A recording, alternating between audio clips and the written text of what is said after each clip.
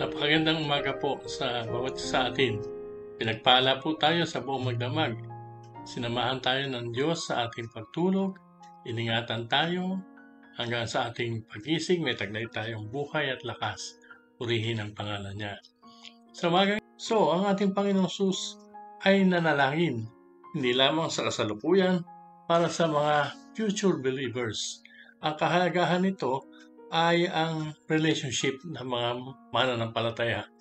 Na itong relationship na ito ay magdadala sa mananampalataya para sila ay makaakay, para sila ay testimony nila ay magdulot ng magsabi ibang tao, napakabuti, napaka-pleasant ang paggawa ng Diyos sa pamamagitan nila.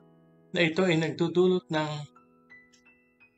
pang-akit, pang-aya at paghanga ng mga di mananampalataya. Dito nagkakaroon ng kalakasan kapag ang mga mananampalataya ay magkakasama.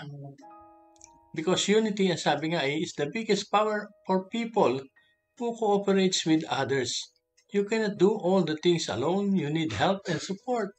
May nangailangan sa experience, aklat ng mga gawa. Nangailangan ng mga mananampalataya. Anong ginawa ng mga iba na meron?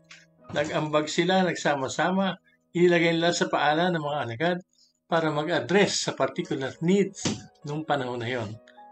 Kaya kung magsasama-sama tayo, kung magtutulong-tulong, ika nga, ay makikita ito ng mga hindi mananampalataya at sila ay maakay at maaya kung paano nagsasama-sama ang mga kapatiran sapagkat there is strength in unity.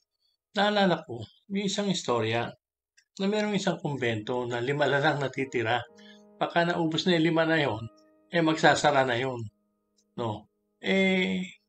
Pupunta na yung mga tao doon para tignan ang historic convent na ito. Parang tourist spot na lang. No? At ang sabi nga ng isa sa kanila, 5 sila, sabi, paano ba tayo dadami? Paano ba tayo makakaakay ng mga tao? Tinitingnan lang tayo dito para sila mga turista na lang Naging ano na lang tayo, panoorin. Sabi ng isa, siguro magtanong tayo doon sa ermitanyo, doon sa Mandaron. Yung ermitanyo dyan, yung mga ermitanyo nung araw, dadala mo ng pagkain, doon na sila bababa ng kanilang lugar, ng puno, at kakain. At ang haba ng balbas niya, no? But they are men of wisdom. No? Sige, ako magdadala, sabi ng isa. Sige, dala ka ng pagkain at itanong mo ito. Paano tayo lalago? Paano marami mag-i-enroll sa kumbento na ito? Abay, pumunta doon tapos bumalik. Anong report? Anong sabi ng ermitanyo? Baka daw isa sa atin ang tagapagligtas nitong samahan na to. Aba, ganun ba? Until each one of them, at ang bawat isa sa kanila, ay nag-isip na baka siya ang magliligtas ng samahan na yon. Kaya, ang bawat isa ay umakto na parang tagapagligtas. Sila ay naging mabait, sila ay nagmahalan sa isa't isa, at mga pumupunta doon ng mga tourist ay hindi na yung edifice ang tinitingnan, kundi yung samahan nila.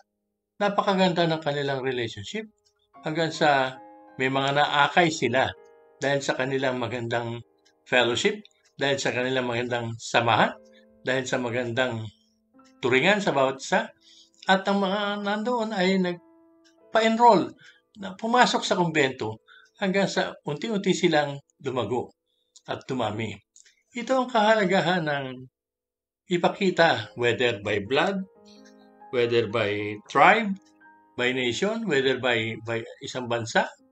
Pagka na walang pagkakaisa, itong eleksyon na ito, talagang pinag-iwalay tayo ng kulay. May kulay pink, may kulay pula, may kulay blue. Kaya ang nangyayari, ang church kulay puti. Sa pula sa puti na yan malabas.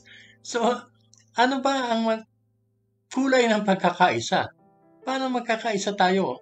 Iba-iba ang ating mga isipan, iba-iba, pero iba-iba ang ating mga perspectives, Pero iisa ang ating lahi, iisa ang ating bansa. Kapag kami nangyari pa dyan sa panahon ng eleksyon na yan, na hindi maganda, sino magsasuffer? Ang ating bansa. Pero kapag ang bansang ito ay bumoto in accordance to His love, ang kanyang pagmamahal, in relation to His nation, to His countrymen, palagay ko doon na asenso tayo. Maraming salamat po.